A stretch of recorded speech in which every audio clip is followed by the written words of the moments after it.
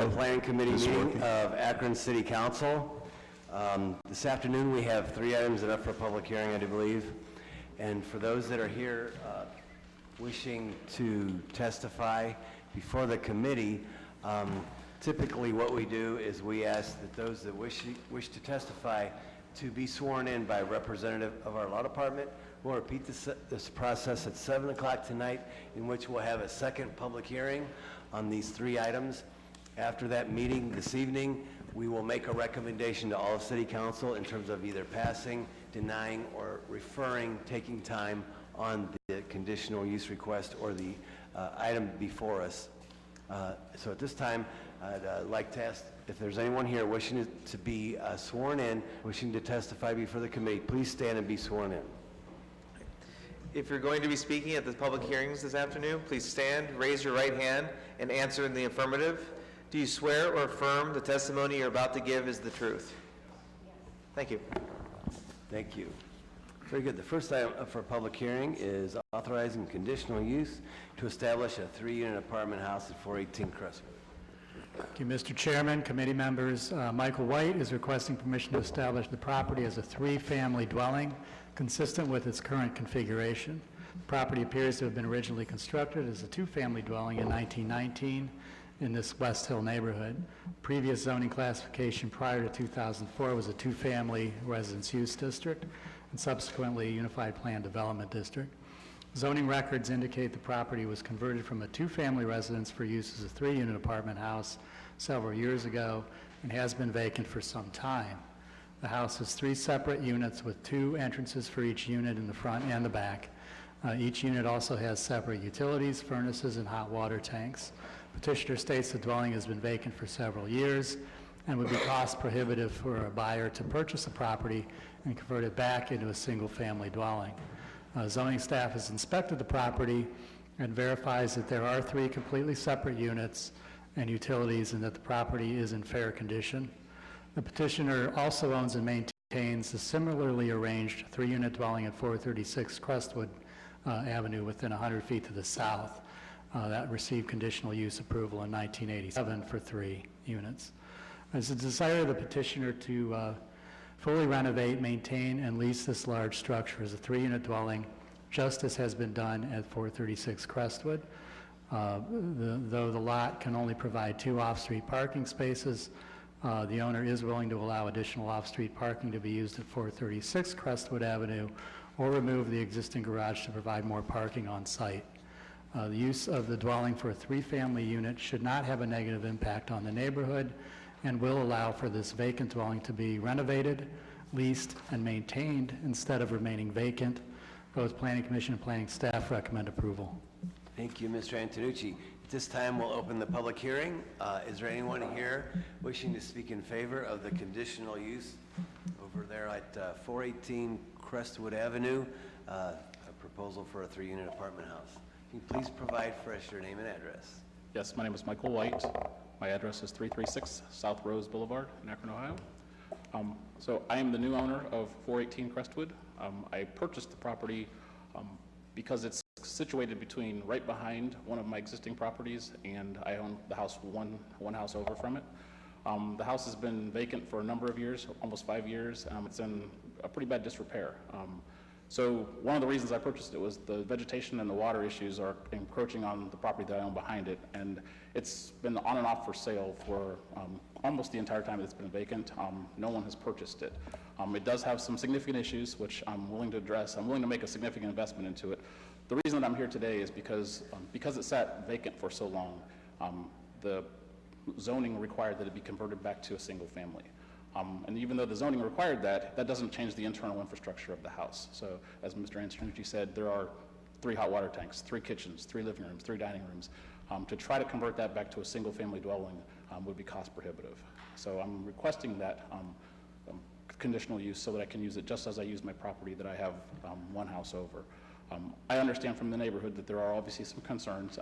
I too share those concerns. I've owned property in that neighborhood for 23 years. I care about the quality of the neighborhood. I care mostly, though, that we have a vacant property that we want to do something with, and I'm willing to do that and address that. I'm willing to spend a significant amount to bring the property up to a decent standard so that it looks like it's in keeping with the rest of the neighborhood. However, the investment that would be needed to make that a traditional single-family home, like I said, is cost prohibitive. There is a parking issue, and I'm willing to try to accommodate the parking issue by adding additional parking on my lot in 2 different places on that 418 Crestwood lot. But because I own the adjacent lot behind it and the one house over, I can also expand parking there as well. So that's what I would like to request respectfully. If you have any questions, I'd be happy to entertain them. Thank you. Thank you. Is there anyone else here wishing to speak in favor of the conditional use request at 418 Crestwood? Anyone here wishing to speak in favor? Anyone else? Okay, very good. Is there anyone here wishing to speak against the conditional use request at 418 Crestwood? Please provide for us your name and address.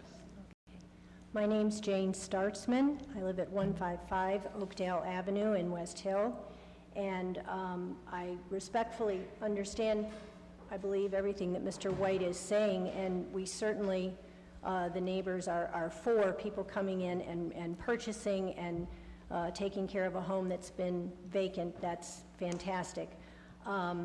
I worked over 20 years ago with Marco Somerville and the City of Akron and the then West Hill Neighborhood Organization on enforcing existing laws that restrict expansion of rentals. One of our very controversial laws that we worked on for a long time was exactly this, that after 2 years, if a vacant property was not used as it existed then, that it reverts back to original use. Reason behind that was that's a way we could gain house by house properties back to a balance between rental and single-family home ownership. And it is house by house. It's a hard fight because there are always exceptions. We always do want progress. We always do want growth. But I think it's very important that we also stick to our zoning certifications and that we don't expand beyond what the property is deemed to be, because it's kind of, at this point, as far as I know, the only way that we can fight this. I'm certainly not against rentals. I'm a realtor, and I'm also a landlady. I rent part of my own house. It's not that at all. Rentals and single-family home ownership together means stability. Great. But I want to tell you that as a realtor, I have had many clients in West Hill that I take around, investors and people looking for single-family home ownership, and they all love the area. They all have different needs and desires, of course, but even the investors, I am very proud to be able to say to them, and I always do say to them, we do have a strictly enforced by our city code here. If you're purchasing something, you can't go subdivide it into more than what it says it is, no matter whether there's additional kitchens or whatever that exist in here. What it says it is what it needs to be, or that reverting back to single-family ownership law applies. And everybody that I've told it to, funny enough, I get positive feedback from it, including investors. And actually, when I ask an investor, would you live next to properties that are multiply divided with additional cars, additional, in many cases, overcrowding, the additional traffic? Would you live next to that? Every single one says to me, no. So there's something for the single-family home ownership portion, okay? So I ask, would you? We're all working very hard in West Hill to come along, and with the city. The city's got, look, we have UPD 40 district, we have downtown, we have Highland Square. We fit right in there with all of that. There's such exciting progressive development. This is not a personal thing against anyone. It's just my request to you to please just enforce what's on the books, and then there doesn't need to be any battleground in council about this back and forth, because the neighbors in West Hill really feel strongly about what we started 20 years ago, and we want to keep it going. And we want to keep it going with the city, with landlords, with landladies, with realtors, with everybody. So please help us. Thank you. Is there anyone else here wishing to speak against this proposal at 418 Crestwood? Anyone wishing to speak against? Very good. We'll close the public hearing and invite you both back, and whomever else may have an interest. At 7 o'clock this evening, we'll have an additional public hearing as well. Afterward, of course, as I mentioned, we will be making a recommendation this evening. Thank you. At this point, we'll open up to the committee. Is there any questions or comments from any committee members? Mr. Neal? I haven't had a chance to talk to the council on this ward on this one, but I have a question. How was this titled? How was it titled with our county? On the tax records, how is it titled? And how is it on the deed? The property's been sitting for a while, is that it? Or? Mr. Anthony? This is a, Maybe he could answer that. yeah, it's essentially built as a 3-unit, but it's been left vacant for a longer period of time than 2 years, so it really technically converts down to single-family based on the When zoning. you say built as a 3-unit? It's, well, I say it's currently constructed. Interior arrangement is a 3-unit. There's definitely 3 units one on each floor with separate access to each unit. How was the, on the tax records, when tax were It's collected? 2-unit is what it would legally be considered a 2-unit if it had been left occupied. At some point in the 80s, it looks like there was a 3rd unit added, but it's clearly a 3-unit at this point. So it was originally constructed as a 2-unit, or was it converted to a 2-unit? It was, I believe, converted at some point legally as a 2-unit way back when, and then the 3rd unit was added later. Okay. That's what our records are showing. Anything else? You good? No, I mean, I understand the concern there. Different communities across the nation are dealing with this issue. And I think we're going to find out if you read the report from what came out of the Chambers conference wouldn't call it a conference, but their meeting this past Thursday, and what you will see when we have our budget report in the budget meeting this afternoon about the finances and the economic challenges. These have adverse impacts because they automatically, sometimes the way we zone things automatically exclude certain people out of certain neighborhoods because of their income, where somebody may be able to rent an apartment. They cannot handle the rents on these larger homes. So it's something we have to be cognizant of and do a little bit more research on. Like I said, I haven't looked deep enough into this. I would like to know, you said since the 80s. I just think we have to look at how the overall impact of some of these things are going to be. So I'll do more research. Thank you. Good. Further questions or comments? Very good. Hearing none. Mr. Skorsky. Yeah, I just said, I agree with Mr. Neal. There needs to be a little bit more research on this and a little more discussion. And so I would ask after tonight's hearing that we take time. Okay. Thank you, sir. Any further questions or comments? Okay, very good. Mr. Neal, Mr. Antonucci, so do we have any documentation about what it was? Was it, it was converted obviously many years ago, but is there any documentation within our files that council had dealt with it? Well, I would say that I take that back. The records are showing that looks like it was constructed as a 2-family in 1919. Okay, so in 1919, yeah, when it was first constructed, it was a 2-unit. Right. It's been at least 2 units for Okay. 100 years. Yeah.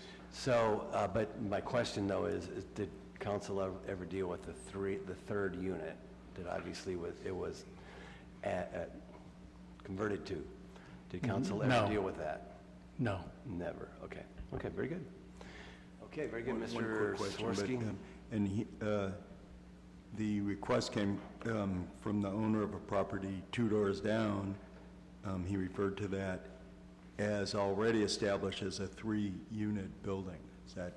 There was And did that come about through- that was conditionally approved back in '87 for a 3-unit. That was Yes. through city council. You have records Yes. of that? Yes. Yeah, that's 436 Oakdale, and that was an ordinance from 1987. Okay, so that was before the ordinance that Mrs. Starkman referred to, that was before then or after? I'm trying to understand the Well, chronology. in '87, the property, this neighborhood was in the Highland Square District, which is, so the zoning was actually single family, but allowed legal non-conforming. It was a UPD, I take it back, it was a UPD 27, which allowed legal non-conforming 2 units and apartments to remain as such. Then the conditional use was granted for the 3-unit, and since then, it changed to all single-family, but it still remains that legal non-conforming 2 and apartments can continue without having to come through the conditional use process. Okay. Very good. Mr. Mobian? I'm sorry I wasn't here for the entire presentation. So you're saying 32 years ago, the 2-unit that was originally built as a 2-unit was conditionally zoned as a 3-unit? That would be the property 2 doors down was conditionally approved for the 3-unit. Okay. Okay. So if we were to revert back to single dwelling or family dwelling, would an owner, whoever purchased the property, would have to reconstitute the facility to a single family? There would be a lot of work to do that. They'd have to take out walls, they'd have to take out hot water tanks, furnaces. This has separate utilities for each unit. So there would be a lot of work to convert this back to single family. Would the responsibility be on us then to make the citizens aware that this has happened, or is it on the person that's purchasing the property to figure out that the zoning would have changed? If they were purchasing a property they thought was multi, and that was withdrawn, it would be on them to... Yes, and Mr. White did that, and there's no surprises here on his part, so he's aware of the process and worked with us from the very beginning. Okay, thank you. Very good. Again, we'll invite everybody back at 7 o'clock this evening. Now move on to item number 2, which is a conditional use. It's an ordinance amending, supplementing Title 15, Chapter 153, Zoning Code, Section 153, definitions by adding discount and grocery stores, Section 152, retail business districts by adding discount store as an A3 or higher area classification. Thank you, Mr. Chairman, committee members. In the Akron zoning code, retail stores are classified as a retail business use, a U3, with an A1 or A2 area classification. The zoning code utilizes the area classification to determine the types of allowable uses within a retail business use district. Uses listed as retail business use with an A1 or A2 are considered to be neighborhood-oriented, such as an office, church, restaurant, or bar. Uses listed with an A3 or higher area classification are considered to be regionally oriented, such as a hotel, theater, or gas station. The zoning code was enacted in 1922, and as such, many of its definitions are listed. Uses and listed uses need to be revised or updated to reflect modern realities. Because the retail store is not defined, the term is extremely broad and does not differentiate between all the various types of retail stores. Within the last 2 decades, there's been a noticeable uptick in retail discount stores that sell all or substantially all items for less than $5, such as Dollar General, Family Dollar, and Dollar Tree. Nationwide, there are over 30,000 such stores. To date, there are 30 such discount stores in Akron. However, there are only 16 mass market fresh food grocery stores in the city. Discount stores are certainly plentiful in Akron, and the city has reached a saturation point. In comparison, the city of Akron has 37 discount stores, where Akron has 30. The Institute for Local Self-Reliance, ILSR, reports that while discount stores sometimes fill a need in cash-strapped communities, growing evidence suggests these stores are not merely a byproduct of economic stress, but a cause of it. Discount stores tend to employ fewer people than the grocery stores they eliminate. Furthermore, discount stores often trigger the closure of grocery stores, thus reducing access to fresh food. The ISLR also notes that discount stores tend to concentrate in areas that already have few or no grocery stores, often in African American neighborhoods. By doing so, the saturation of discount stores in neighborhoods makes it nearly impossible for new grocers and other businesses to take root and grow. One positive trend for Akron has been the increase in small ethnic grocers, predominantly in the North Hill neighborhood. It's in the interest of the city to create conditions to encourage small, locally owned grocers and other retailers in our neighborhoods. Planning staff researched and examined how other neighborhoods, or rather municipalities, have addressed or regulated discount stores. In Tulsa, Oklahoma, one council district had 10 discount stores and 0 actual grocery stores.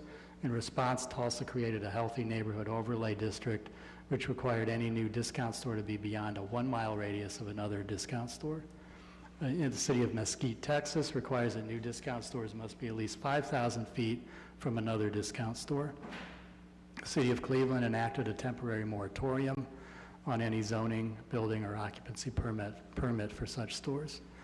In an effort to prevent the oversaturation of discount stores in certain areas of the city, and as a whole, to guard against local business disinvestment within neighborhoods that could result in lack of access to fresh food and the potential for retail blight, the city is proposing text changes that will define and classify the stores. Discount stores tend to require a single-use store with a fairly large site to accommodate parking and access for large semi-trucks, and with trailers needing access to a loading berth. Therefore, discount store should be classified within a retail U3 district with an A3 or greater area classification, because these uses are incompatible in many of Akron's A1 and A2 neighborhoods, which in large part are situated in small nodes at intersections of collector or arterial streets surrounded by or abutting residentially zoned property. By extension, these stores would also be permitted within a commercial or U4 district classification. Additionally, discount stores should be required to have a 2,500-foot minimum distance between them where permitted, to prevent clustering in certain areas of the city, resulting in limited availability of land for a healthy mix of retail uses, and the potential for vacancies. Objectives of the Land Use and Development Guide Plan include providing well-planned, designed, and located business areas in sufficient size and locations to service the needs of the population, developing retail areas in such a manner that they do not harm adjacent residential areas, and discouraging the overdevelopment of retail activities that lead to retail blight. The overabundance and concentration of discount stores has the potential to create pockets of blight, promulgate food deserts, and create disinvestment of potential grocers and other local retailers throughout Akron. As such, Planning Staff and Planning Commission recommends approval of our proposed text changes. Thank you, Mr. Antonucci. That was quite extensive. At this point, we'd like to open it up for the public hearing. Is there anyone here wishing to speak in favor of this zoning code adjustment, if you will, ordinance? Anyone wishing to speak in favor? Anyone? Okay. Anyone wishing to speak against it? Anyone wishing to speak against this ordinance, an amendment to our zoning code and adding definitions? Anyone against? Hearing none, very good. I'll open up to the committee here. Any questions or comments? I think it's Ms. Mobian. Thank you for this. However, I wish it had come many, many months earlier. Here's the concern that I have, and I think you stated it in your presentation. I have been to at least 6 or 7 of these dollar stores in Akron, in the Akron area. I've only found 1 or 2 that are organized and presentable. It's almost like once they are constructed, we have no control over how they present themselves. And I don't know how you control that, or if we have any control over that.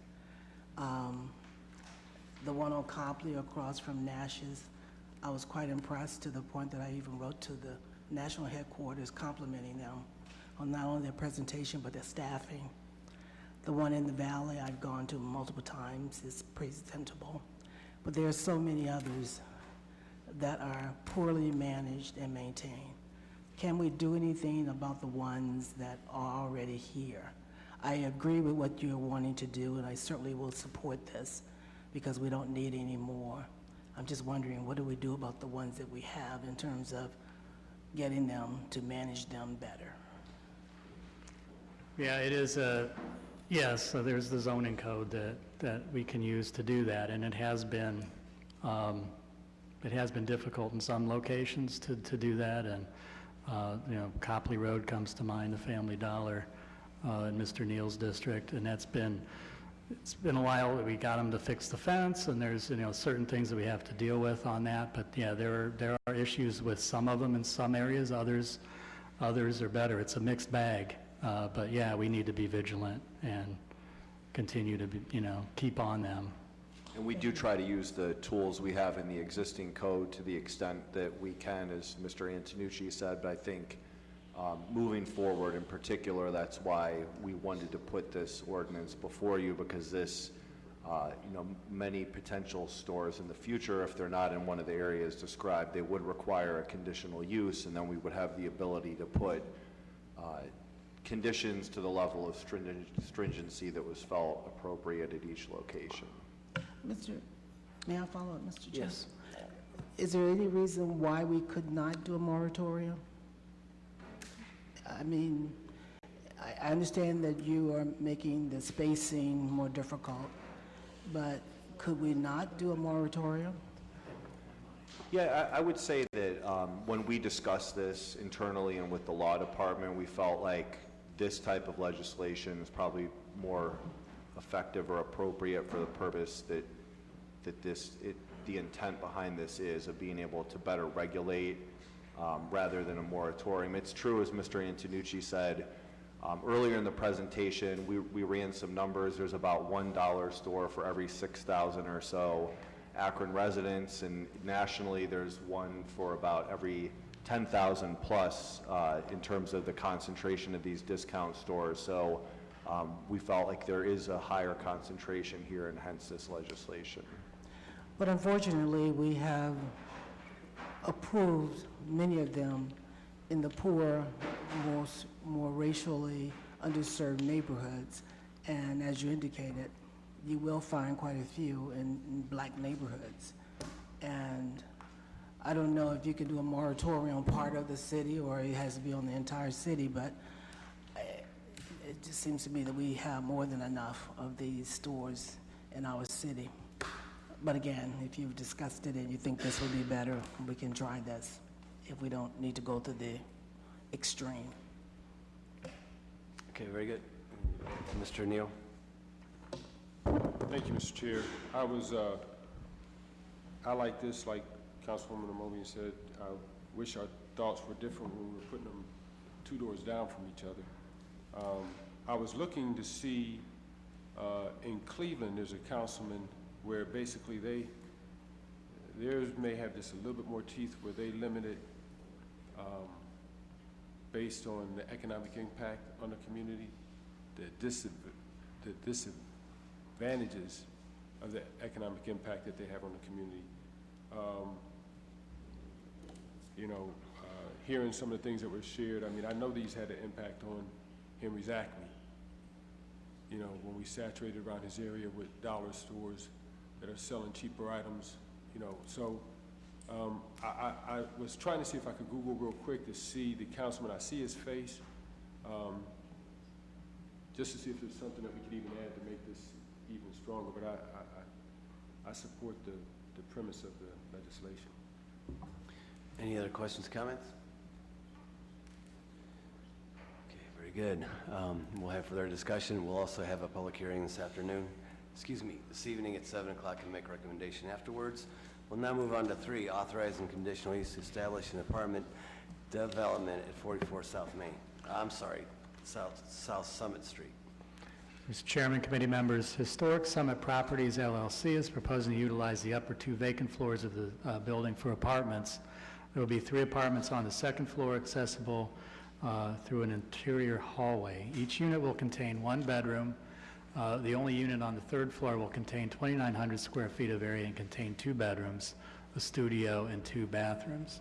Exterior access to the apartments will be through a separate entrance door along the Summit Street frontage. The building occupies roughly 40% of the lot. An existing paved parking lot for 13 spaces is sited on the north side of the building. One goal of the Land Use and Development Guide Plan is to promote a variety of new housing types. The conditionally approved medical marijuana dispensary on the ground level of the building will be totally separate and will not impose on the apartments above. Proposed apartments are located on the eastern edge of downtown in close proximity to the Arts District and Northside Community Entertainment District. The development meets all the downtown development requirements of the zoning code. The interior renovation of the 2 upper floors of this 102-year-old building into apartments is harmonious with the city's efforts to increase the number of people living downtown and will add more vibrancy to the neighborhood. And both Planning Commission and Planning staff recommend approval subject to conditions. Thanks.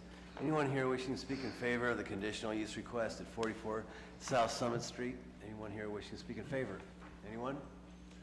Okay. Anyone wishing to speak against this proposal at 44 South Summit Street? Anyone wishing to speak against? Okay, very good. Hearing none, now open up to the committee. Close the public hearing. Mr. Swirsky. This building is in my ward. I strongly support this, and I welcome the chance to attract more people to live downtown. Thanks. Further questions or comments? Okay, very good. Hearing none, we'll now have a public hearing this evening at 7, and I'm going to request time on the balance of the agenda. Thank you all. We're adjourned.